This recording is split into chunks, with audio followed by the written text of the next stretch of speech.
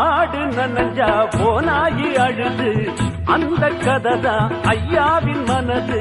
எந்த மனம் நல்ல மனம் பின்னாலே தெரியும், கண்டு எது பாலு எது தன்னாலே புரியும். கூறாத ஏமாத்த புலி உத்தேசம் பண்ணிடுச்சான், சந்தேகம் வாராம பசு போலால மூடிக்கிட்டான்.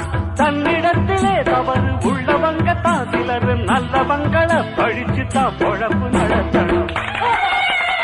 நம்ம முதலாளி நல்ல முதலாளி, வெள்ளை மனம் உள்ள குணம் உள்ள முதலாளி. நம்ம முதலாளி நல்ல முதலாளி, வெள்ளை மனம் உள்ள குணம் உள்ள முதலாளி.